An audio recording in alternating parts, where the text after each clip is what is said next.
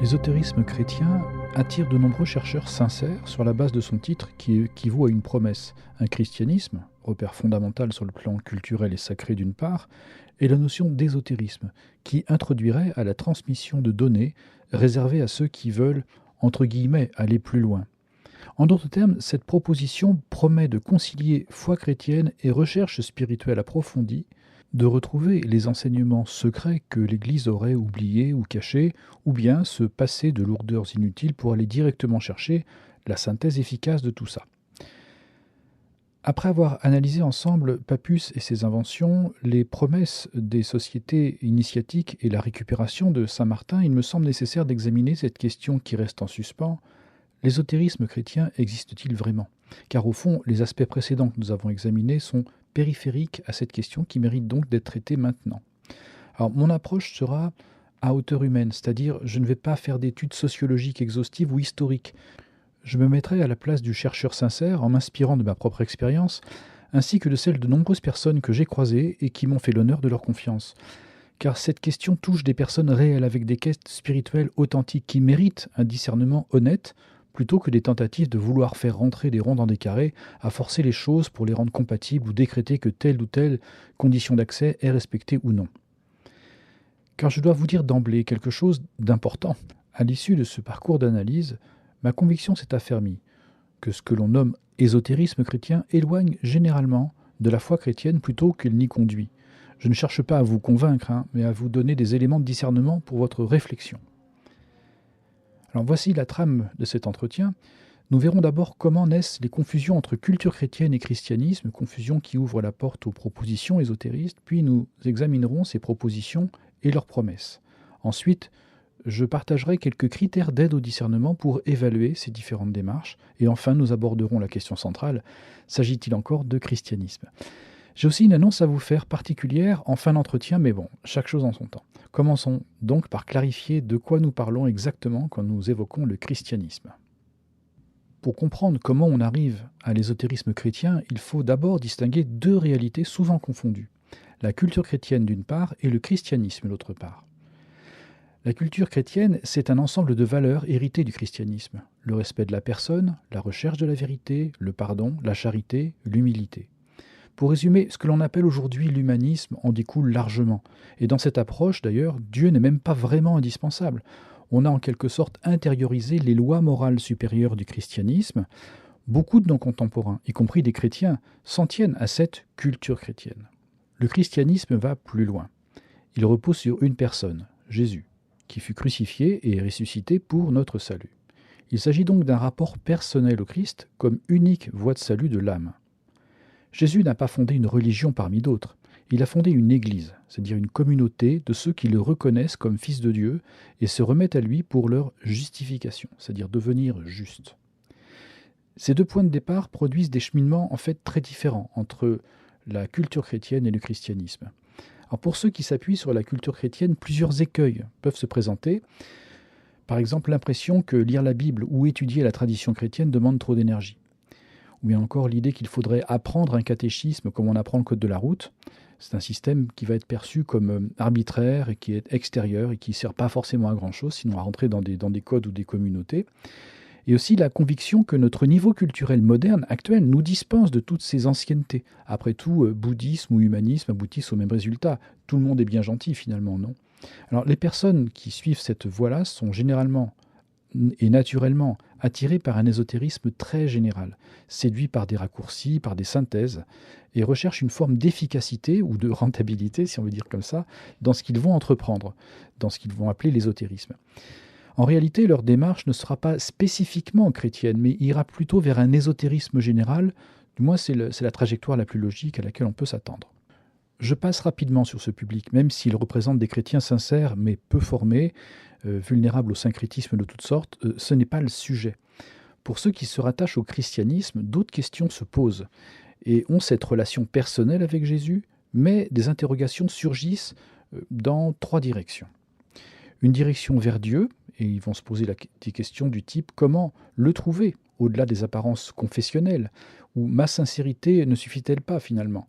ou « Dieu n'est-il pas présent dans d'autres traditions spirituelles ?» Mais les interrogations peuvent aussi se porter vers les autres. Comment témoigner. Que penser des autres chrétiens? Soit trop affirmatifs, soit trop préoccupés par des contingences trop matérielles, quoi. Peut-on croire au Christ sans faire confiance aux institutions chrétiennes? Et puis il y a un troisième axe qui est vers soi-même. Comment actualiser cet héritage chrétien dans le monde d'aujourd'hui? Par où commencer?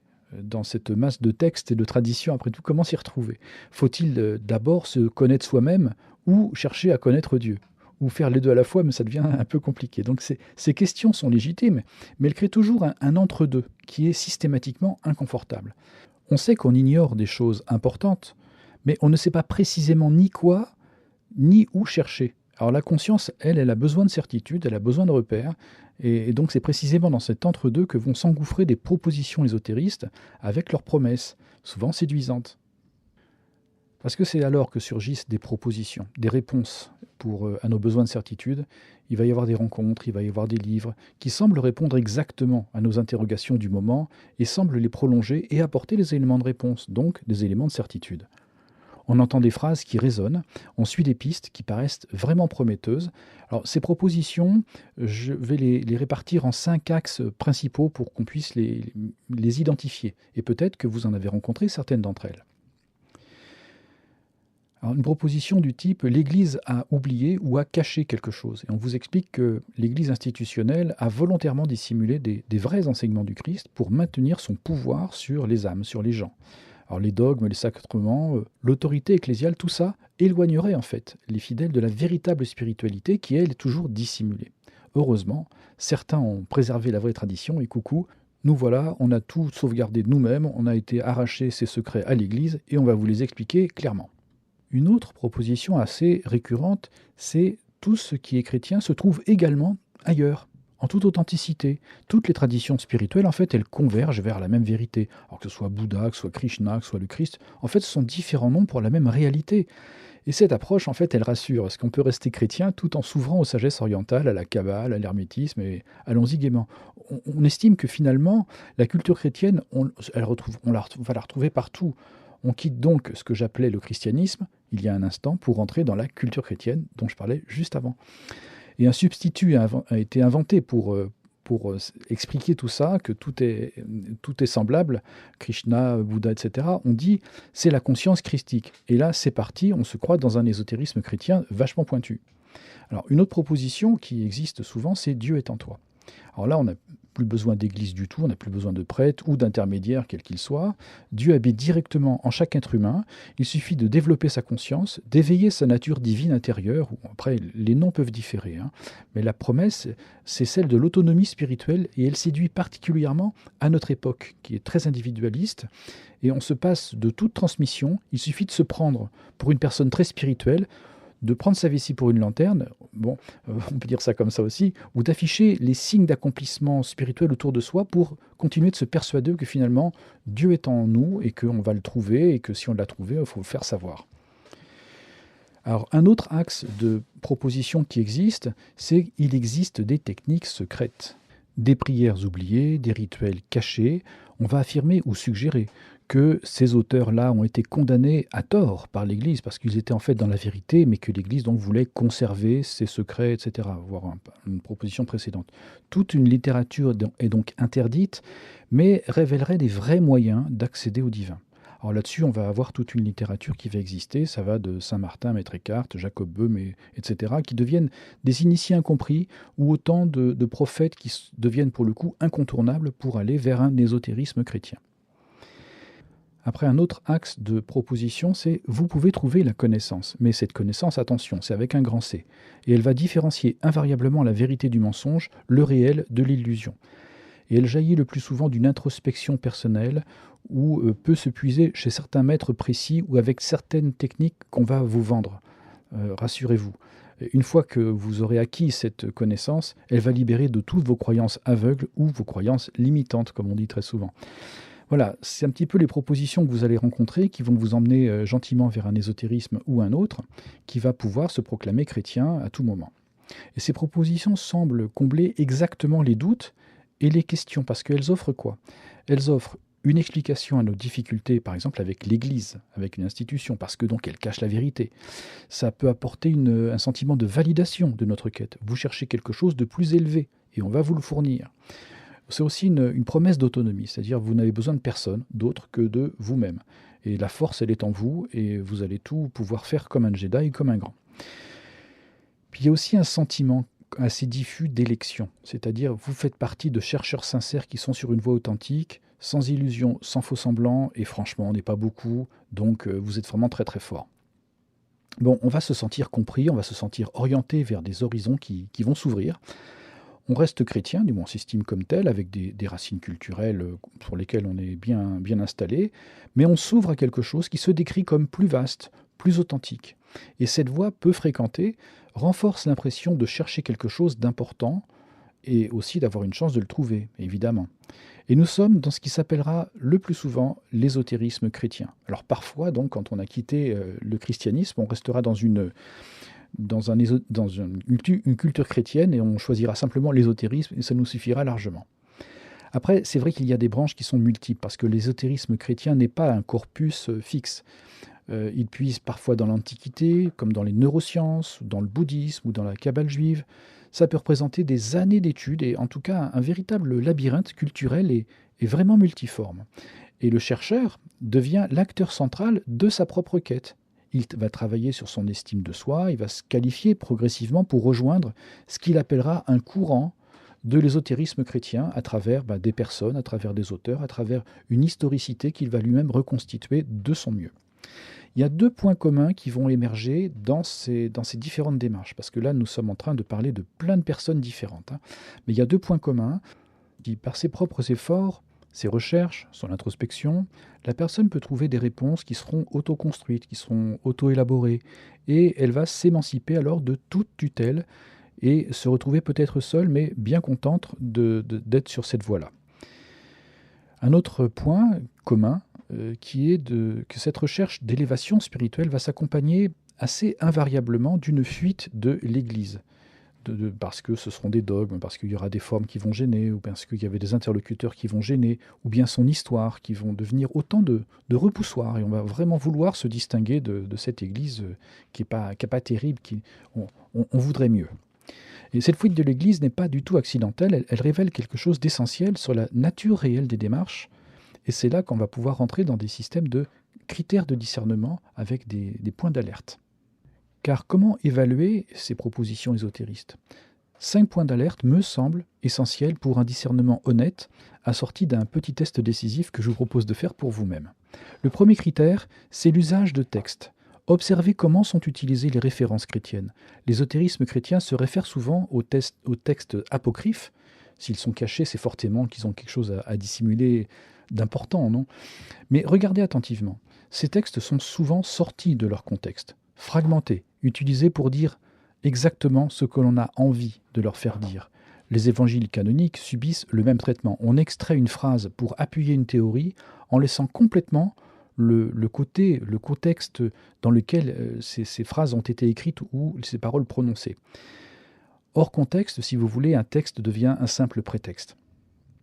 Un deuxième critère, c'est l'attitude envers l'Église, justement. La critique systématique de l'Église, de ses dogmes, de ses fidèles, devrait alerter.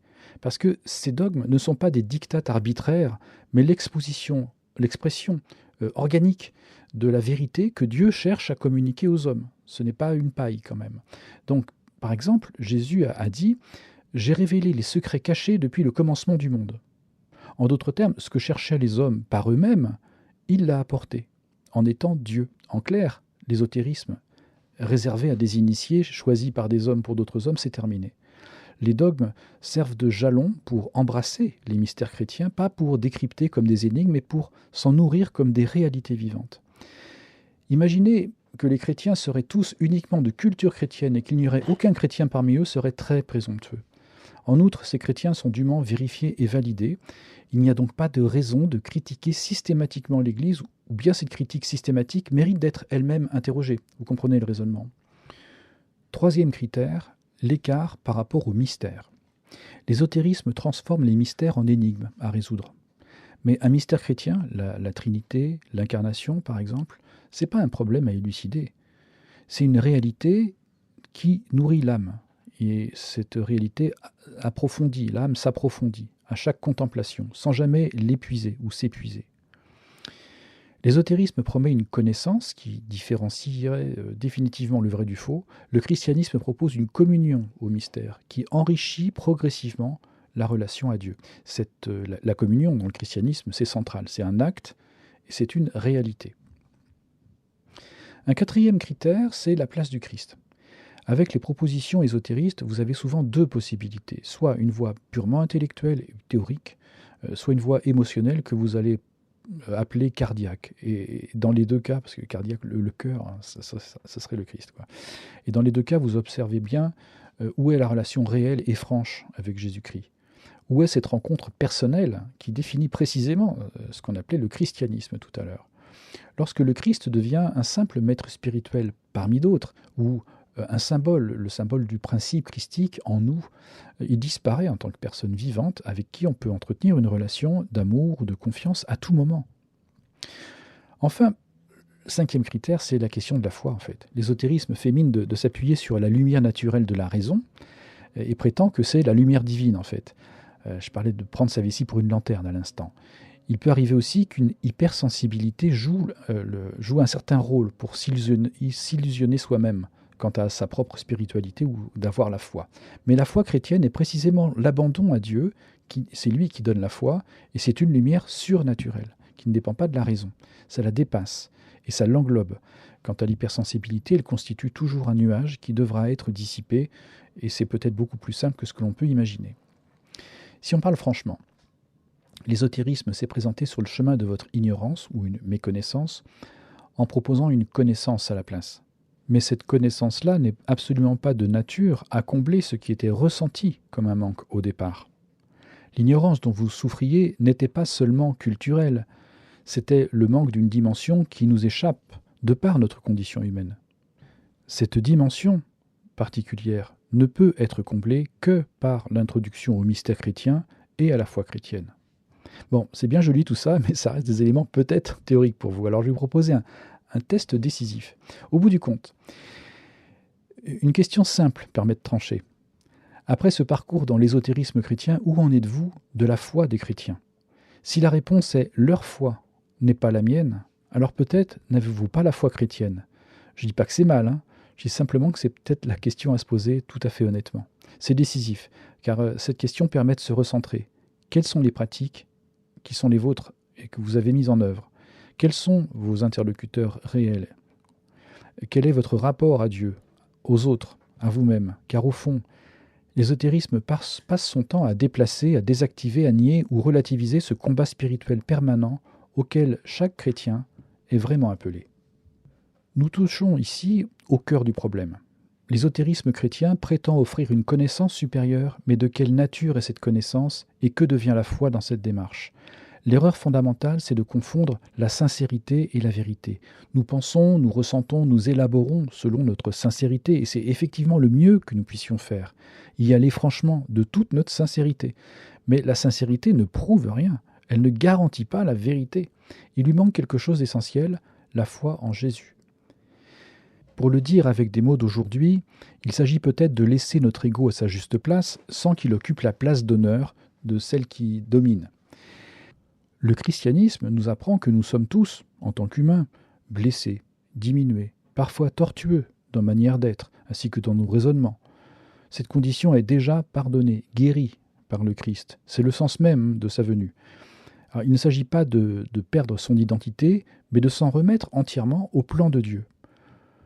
Le christianisme, c'est vivre à la suite du Christ, c'est-à-dire accepter d'aller au-delà de nos passions, de nos tendances à l'égoïsme, de nos recherches de puissance, de domination ou de validation. Tout ce qu'on peut appeler en fait l'esprit mondain.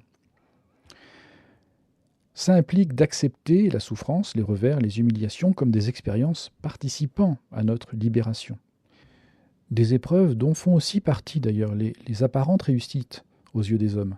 Et toutes ces expériences sont déjà pardonnées, elles sont lavées par le Christ. Alors cette libération est purement intérieure, mais participe aussi à l'amélioration du monde, de manière plus profonde qu'on ne peut l'imaginer certainement. Il ne s'agit pas de chercher la souffrance, par exemple, pour la défier, mais de ne pas porter son attention sur elle pour l'offrir à celui qui a souffert pour nous. C'est remettre de la verticalité dans sa vie, avancer dans un chemin véritablement intérieur. Alors, je viens de prononcer le mot intérieur, et là ça tilte peut-être avec le terme ésotériste ou ésotérisme, qui se définit comme étant justement ce qui est intérieur. Alors, on en arrive à la question, où se situe l'ésotérisme dans ce schéma que je viens de décrire? L'ésotérisme qui prétendait aller au-delà, à côté, ailleurs, en sortant de cette alliance entre Dieu et l'homme, serait en fait mensonger. Il promet l'élévation spirituelle là où le christianisme n'apporte pas de promesse mais produit un effet, celui de la consolation de notre condition humaine. En réalité, la vie intérieure du christianisme consiste en la mise en pratique des enseignements de l'Église chrétienne, dans la mesure de ses propres capacités personnelles, c'est-à-dire prière, liturgie, sacrement, enseignement, divers héritages de la tradition, par exemple. Chacun peut puiser dans ce fond culturel et recevoir chaque jour des grâces nécessaires pour sa propre finalité d'âme. Cette finalité n'est généralement dévoilée qu'au fur et à mesure, sans grand plan cosmique, sans théorie cosmogonique ou situer son âme sur une carte universelle du cosmos intergalactique des différentes religions ou que sais-je. Cette démarche, elle implique d'accepter l'introspection, certes, mais surtout de laisser à Dieu toute la place d'honneur, la place de l'amitié. Alors maintenant, on va parler du combat spirituel, parce qu'il ne s'agit pas de se bercer d'illusions ou de la conviction qu'on est un élu parmi plein d'autres, car il s'agit bien d'un combat spirituel, réel, profond, permanent, qui se déroule sur 3 niveaux. Le rapport à Dieu, le rapport aux autres, le rapport à soi-même. Un combat auquel chaque chrétien est appelé et que l'ésotérisme passe son temps à déplacer, désactiver, nier ou relativiser. Et nous sommes là devant les 3 directions dont je parlais au tout début. Donc les questions étaient bonnes, mais la réponse ésotériste était systématiquement défaillante. Pour le disciple chrétien, il faut apprendre à discerner le silence de Dieu de l'absence de Dieu. Cette capacité de discernement ne peut se développer qu'avec un accompagnement spirituel, sérieux et suivi. L'ésotérisme, avec ses prétentions de liberté intérieure, maintient en réalité une emprise qui conduit à l'absence de Dieu. Une emprise de soi sur soi-même. C'est toujours l'ego qui est là. Le christianisme, lui, il offre une remise en question profonde de l'esprit mondain et propose la véritable libération de l'âme rejointe par Dieu dans le silence. Et en fait, les 2 termes, encore une fois, s'opposent radicalement entre christianisme et ésotérisme. Alors, au terme de ce parcours d'analyse, qu'est-ce qu'on peut retenir ? D'abord, l'ésotérisme chrétien, comme mouvance, n'existe pas, du moins pas pour ce qu'il se présente être. Il me semble qu'il éloigne généralement de la foi chrétienne plutôt qu'il n'y conduit ou l'approfondit. Il participe à un combat hostile au christianisme en prenant le masque d'une voie spirituelle supérieure, ce qui n'est pas le cas. Elle est simplement autre. Mais ça ne condamne pas les personnes. Comprenez bien, ceux qui ont côtoyé l'ésotérisme avec sincérité, même blessés par cette expérience, sont restés sous l'égide du Christ qui ne peut pas les avoir oubliés et laissés de côté. Il peut les avoir suivis, les avoir laissés cheminer au milieu des confusions ésotéristes pour les ramener à ses côtés une fois la leçon apprise ou pour compléter la leçon qui a été vécue. Donc la vraie voie intérieure existe, mais elle se trouve dans la pratique ordinaire en fait, de la foi chrétienne, c'est-à-dire prière, sacrement, enseignement de l'Église, héritage de la tradition, etc.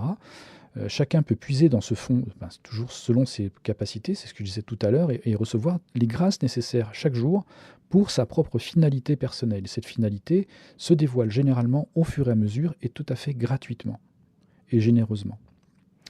Moi, mon rôle s'arrête ici. Je ne peux pas vous accompagner spirituellement sur cette voie, ce n'est pas du tout ma mission. Moi, je me borne à vous aider au discernement, distinguer ce que vous cherchez réellement à travers l'ésotérisme chrétien de ce que vous pouvez authentiquement trouver dans le christianisme. Cette aide au discernement repose sur l'orientation de votre volonté et de choix de vos sources spirituelles. À vous de voir si ce témoignage que j'ai fait aujourd'hui éclaire votre propre cheminement. Voilà, maintenant l'annonce promise que je vous avais faite en début d'entretien. Bon, cet entretien sur l'ésotérisme chrétien, en fait, clôt le cycle d'analyse que j'avais prévu. Papus, Société initiatique Saint-Martin, maintenant par cette question finale sur l'ésotérisme chrétien, mais ce parcours me semble complet pour ce que mon expérience pouvait apporter en matière de discernement, mais j'aurai encore quelque chose à vous dire la prochaine fois, notamment sur l'avenir de cette chaîne et la façon de maintenir le contact si vous le souhaitez. Voilà, la surprise que je vous avais promise en début d'entretien, c'est que ce cycle des entretiens touche à sa fin, mais nous nous retrouverons une dernière fois pour en parler plus précisément. Si ces analyses vous ont aidé dans votre cheminement, alors l'objectif principal a déjà été atteint. Et donc moi je vous dis à bientôt. Allez, salut.